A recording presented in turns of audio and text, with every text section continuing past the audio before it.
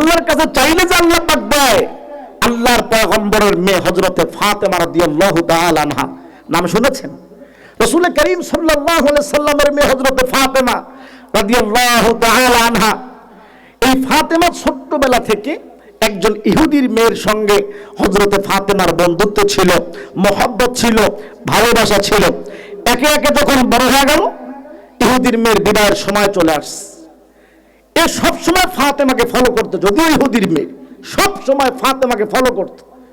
এক পর্যায়ে ইহুদি তার মেয়ের জন্য পাত্র খুঁজলো, এমন পাত্র খুঁজলো যে শতে একটা, যেরকম টাকা পয়সা সেরকম সম্পদশালী, দেখতে সেরকম হ্যান্ডসাম, সব দিক দিয়ে হল স্কয়ার। ইহুদি তার মেয়েকে ডাক দিয়া বলে, মা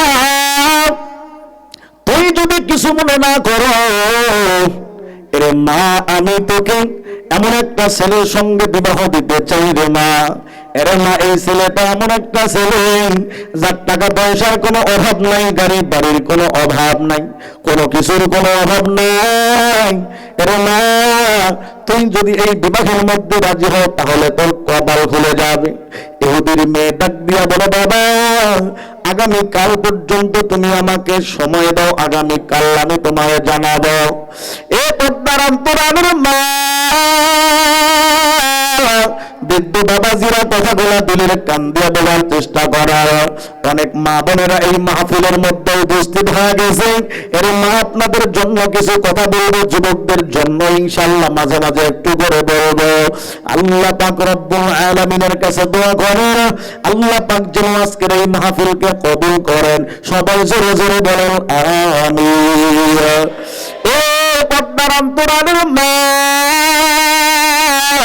যুবক ভাই বৃদ্ধ বাবাজিরা দেখেন অবস্থাটা কি হয়ে গেল। হযরত ফাতেমা রাদিয়াল্লাহু তাআলা আনহা সকালবেলা ইহুদির মেয়ে ফাতেমার কাছে চলে আসলো।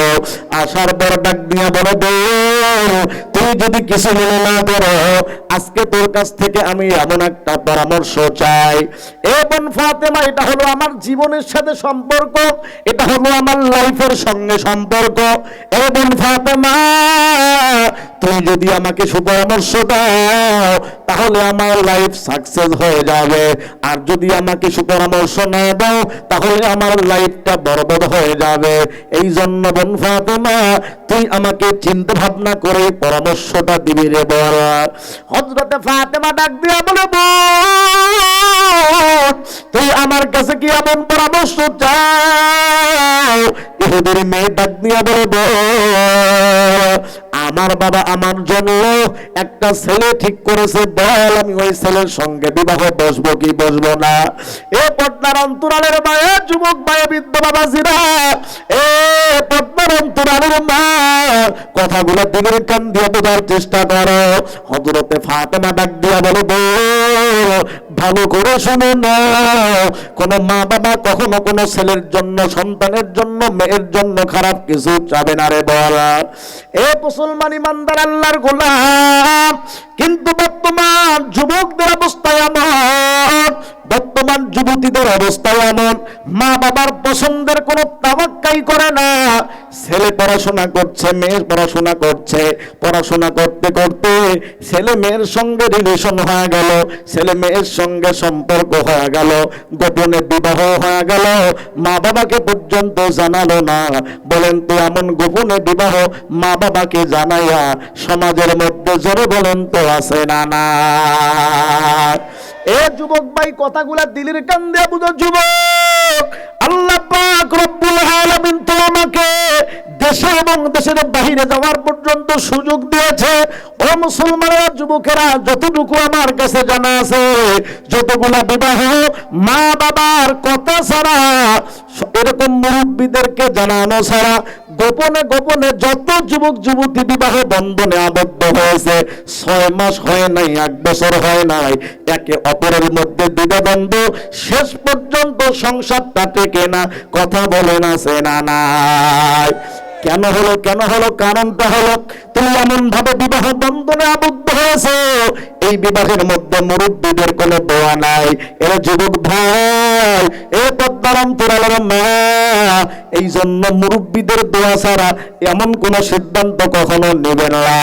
হযরতে ফাতেমা তাই বলল, বোন, মা বাবা কখনো সন্তানের খারাপ চায় না, এই জন্য বোন তুই তোর মা বাবার পছন্দ করা ছেলের সঙ্গে বিবাহ বসার জন্য রাজি হয়ে যা।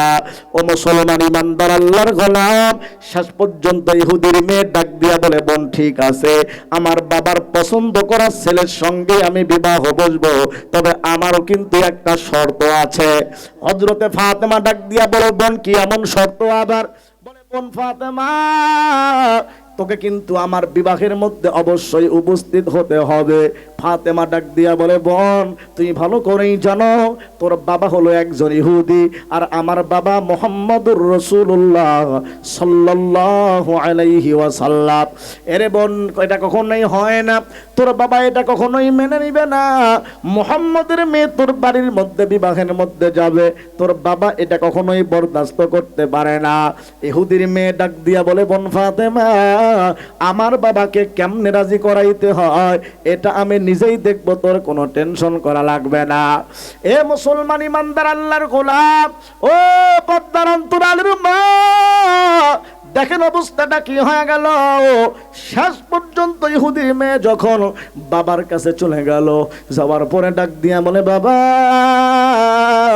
তোমার পছন্দ করা ছেলের সঙ্গে বিবাহ হবে বাবা, কোনো সমস্যা নাই, টেনশন নাই, তবে বাবা আমার একটা শর্ত আছে। বলে, কি এমন শর্ত?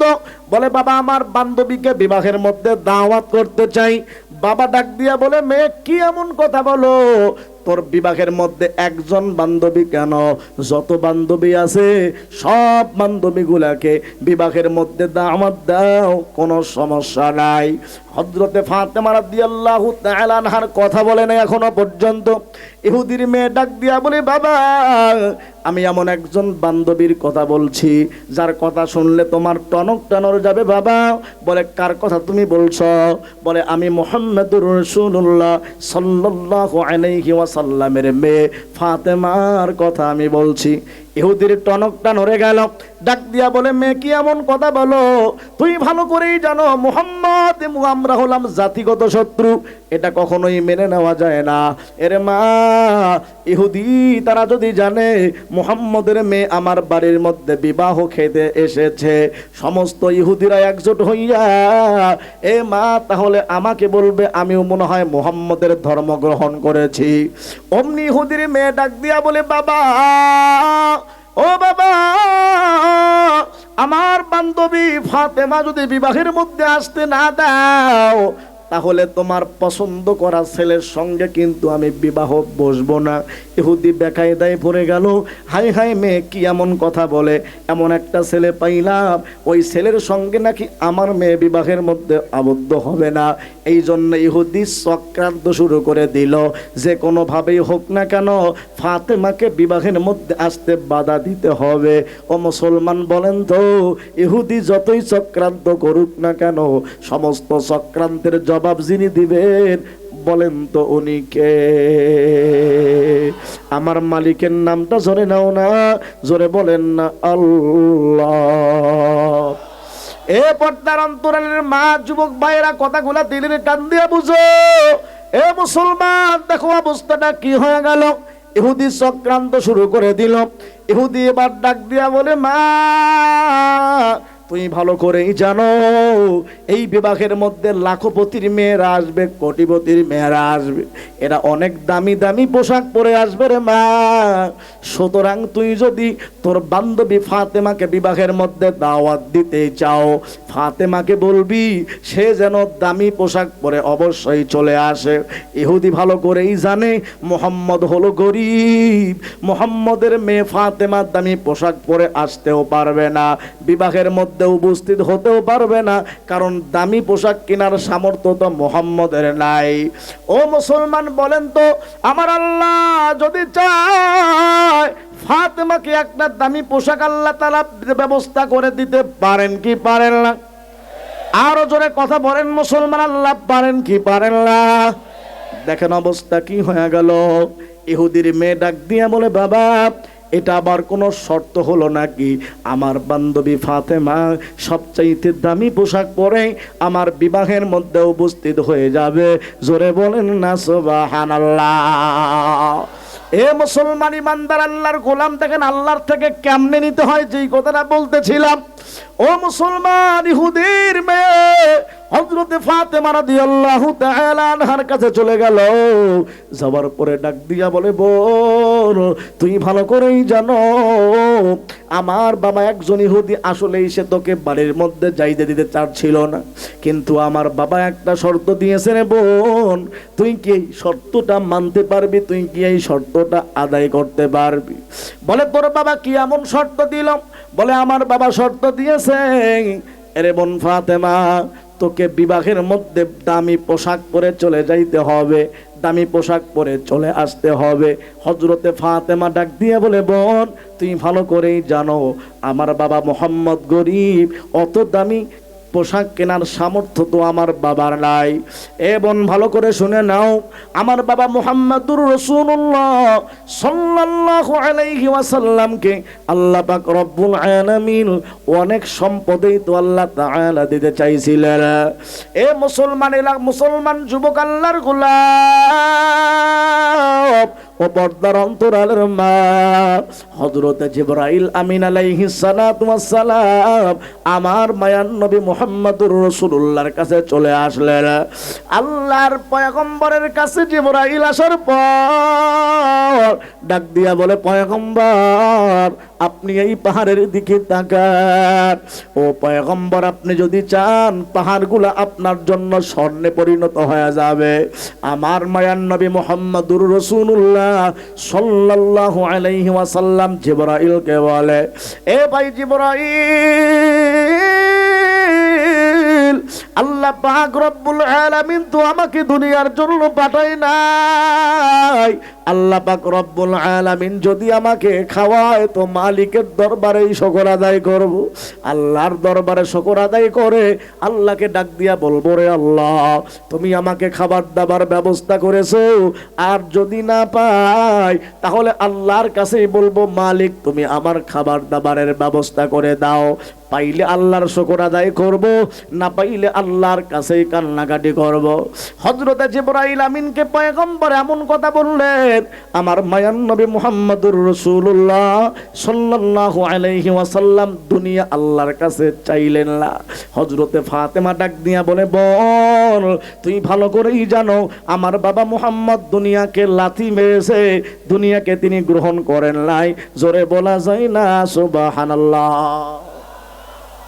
এদিকে মা বোনরাও ব্যাপকভাবে চলে আসতেছে।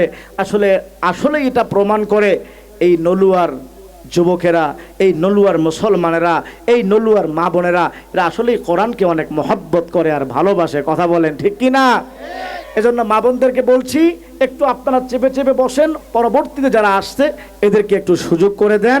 আল্লাহ পাক রব্বুল আমিন কেউ যদি কাউকে কোরআন শোনার জন্য ব্যবস্থা করে দেয়, আল্লাহ পাক তার জন্য জান্নাতের মধ্যে জায়গার ব্যবস্থা করে দিবে। বলেন না সুবহানাল্লাহ। এজন্য মা বোনদেরকে বলছি, একটু চেপে চেপে বসেন, যতটুকু বসা যায়।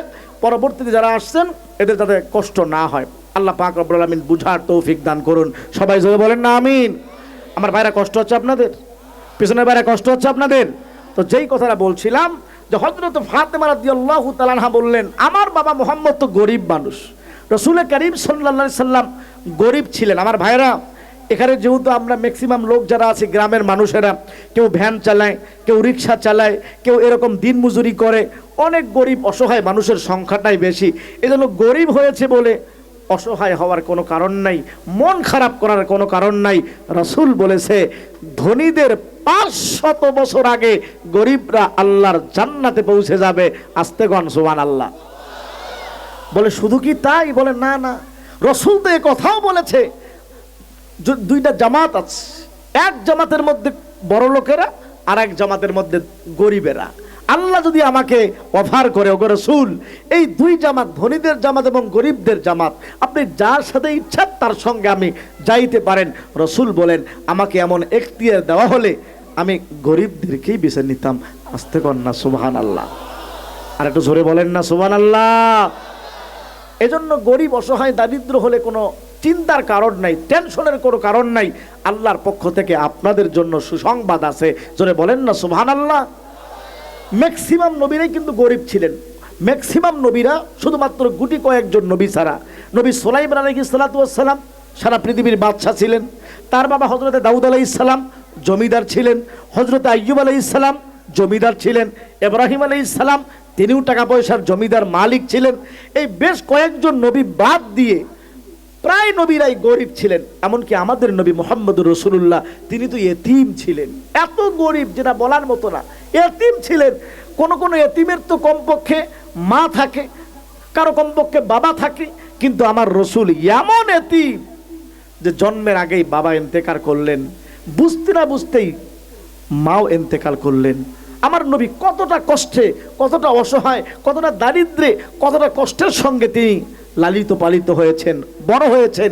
এই জন্য রসুল বলে আমি গরিবদের সাথে আছি। আস্তে কোন সুবহানাল্লাহ, জোরে বলেন সুবহানাল্লাহ। হযরতে ফাতেমা রাদিয়াল্লাহু তাআলা আনহা তাই বলে, বোন তুই ভালো করেই জানো আমার বাবা মুহাম্মদ উনি তো গরিব মানুষ, এত দামি কাপড় দামি পোশাক কোন জায়গা থেকে আমার বাবা আমাকে কিনে দিবে। এই জন্য বোন আমি তোর বিবাহের মধ্যে যাইতে পারবো না, কেন দামি পোশাকও আমি কিনতে পারবো না।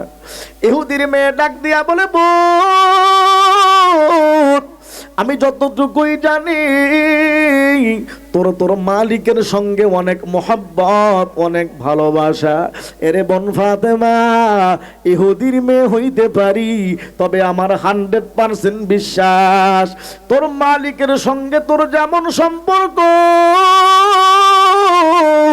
তুই যদি তোর মালিকের কাছে আল্লাহর কাছে চাওয়ার মতো চাইতে পারো, ইহুদির মেয়ে হইতে পারি, কিন্তু 100% আমার বিশ্বাস তোর মালিকের কাছে চাইলে তোর আল্লাহ তোরে খালি হাতে ফেরত দেবে না। আস্তে কোন সুবহানাল্লাহ।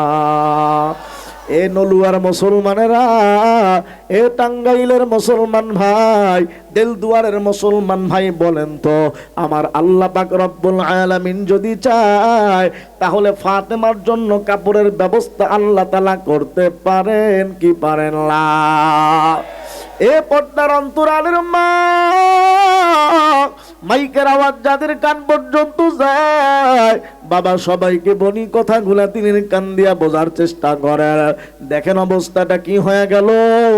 হযরতে ফাতেমা রাদিয়াল্লাহু তাআলা আনহা ডাক দিয়া বলে, বল তুই যেহেতু আমাকে ছাড়বি না, এরে বল যা আমি তোরে কথা দিলাম, তোর বিবাহের মধ্যে যাব, সবচাইতে দামি পোশাক পরেই যাব।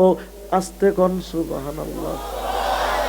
আর একটু জোরে বলা যায় না সুবহানাল্লাহ। ও মুসলমান দেখেন অবস্থা কি হয়ে গেল। এ পদ্মার অন্তরালের মা, এলাকার যুবক ভাই, বৃদ্ধ বাবা যারা ভালো করে শুনে না, হযরতে ফাতেমা রাদিয়াল্লাহু তাআলা আনহা এশার নামাজের পর হযরতে ফাতেমা রাদিয়াল্লাহু তাআলা আনহা যায় নামাজের মধ্যে বসিয়া আল্লাহ পাক রব্বুল আলামিনের দরবারে এরকম ভাবে তিনি রুজু হয়ে গেছে। সমস্ত মানুষগুলা যখন ঘুমায়, হযরতে ফাতেমা রাদিয়াল্লাহু তাআলা আনহা ঘুমায় না। এ পর্দার অন্তরালের মা, ফাতেমার জীবনী আপনাদেরকে শুনাই রে মা।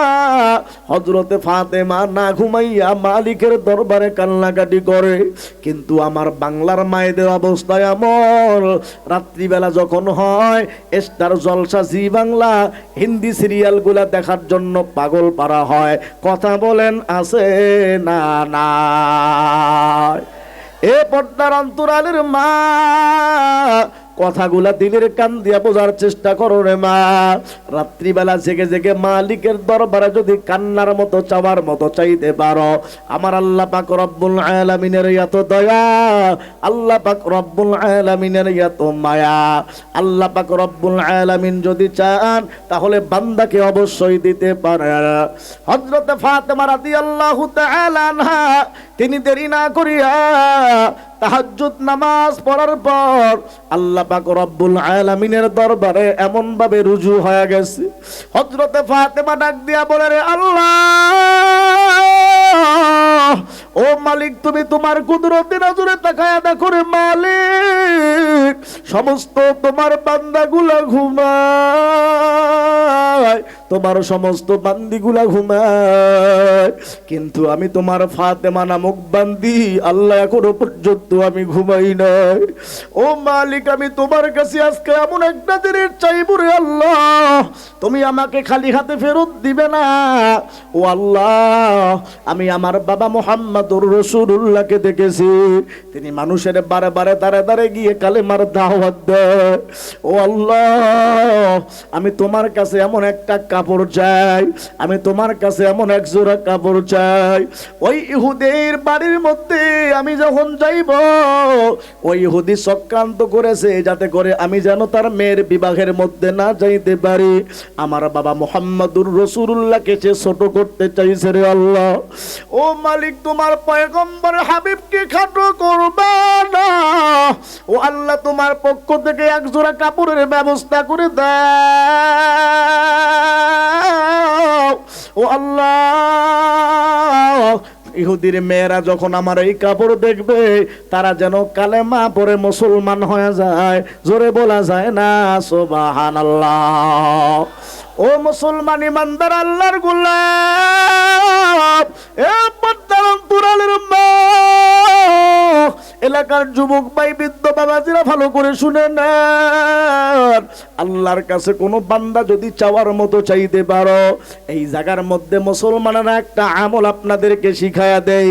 আপনারা যখন বিপদের মধ্যে পড়েন, হুজুরদের কাছে গিয়ে কত আমলই না শিখতে চান যে হুজুর বিপদের মধ্যে আসি, ছেলের বিবাহ হয় না, মেয়ের বিবাহ হয় না, ঋণগুলাকে পরিশোধ করতে পারছি না, অসুখ বিসুখ বাড়ি থেকে ছাড়েই না, একের পর এক সবাই অসুস্থ হয়ে যাইতেছে। ও মুসলমান, কত বিপদের মধ্যে না আমরা পড়ে যাই। একটা আমলের কথা আপনাদেরকে বলে যাই, আল্লাহর কোন বান্দা যখন বিপদের মধ্যে পড়ে যায়, 2 রাকাত সলাতুল হাজত নামাজ, এই নামাজের নাম হলো সলাতুল হাজাত। 2 রাকাত বা 4 রাকাত সলাতুল হাজত নামাজ পড়ার পর আল্লাহর কোন বান্দা, আল্লাহর কোন বান্দি যদি নামাজ পড়ার পর মালিকের দরবারে সেই সমস্যার জন্য আল্লাহর কাছে সমাধান চায়, আমার আল্লাহর এত দয়া মায়া, ওই বান্দা বান্দির দোয়া কবুল করে নিয়া তাদের সমস্যার সমাধান করে দেন। জোরে বলা যায় না সুবহানাল্লাহ।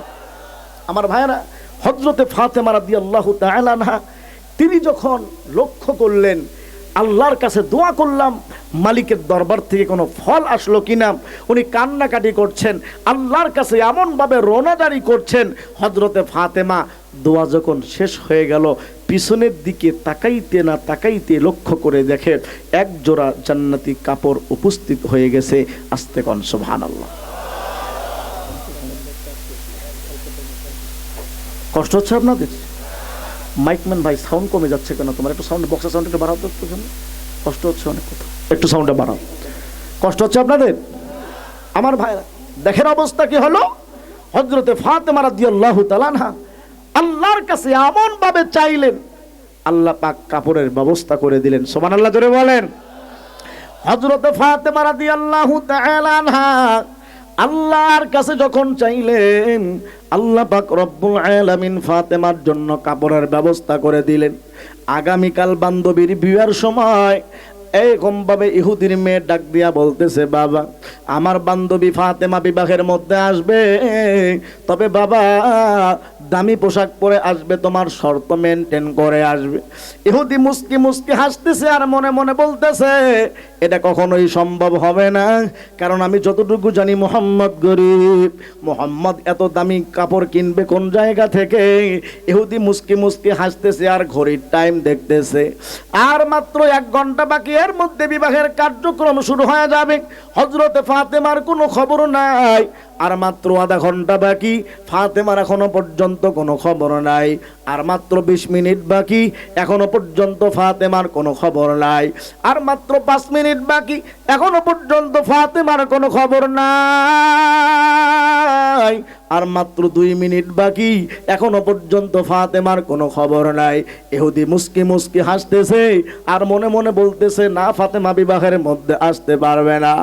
ও মুসলমান ইমানদার আল্লাহর গোলাম, এ পর্দার অন্তরালের মা, আর মাত্র 1 মিনিট বাকি, এর মধ্যে হযরতে ফাতেমা রাদিয়াল্লাহু তাআলা আনহা জান্নাতি ওই কাপড়টা পরে হাঁটি হাঁটি পা পা করে ইহুদির বাড়ির মধ্যে ঢুকে গেলেন। আস্তে কোন সুবহানাল্লাহ। সমস্ত ইহুদির মেয়েরা আজীব হয়ে গেল। কত লাখপতির মেয়েরাই বিবাহের মধ্যে আসছে, কোটিপতির মেয়েরা এই বিবাহের মধ্যে উপস্থিত হয়ে গেছে, সবাই তো বিবাহের মধ্যে চলে আসছে, কিন্তু হযরতে ফাতেমা রাদিয়াল্লাহু তাআলা আনহার শরীরের মধ্যে যেই কাপড়, সবাই তাকায়া দেখে হায় ফাতেমার শরীরের মধ্যে যেই কাপড়, এরকম কাপড় তো আমাদের কারো শরীরের মধ্যে নাই। কেমন জানি মনে হয় সবচাইতে ফাতেমারটাই বেশি দাম। আস্তে কোন সুবহানাল্লাহ। আমার টাঙ্গাইলের ভাইয়েরা, সময় তো একেবারে শেষের দিকে, তো যেই কথা বলছিলাম, হযরতে ফাতেমা রাদিয়াল্লাহু তাআলা আনহা যখন মালিকের দরবারে চাওয়ার মতো চেয়েছে, আল্লাহ পাক দিয়েছে কি দেয়?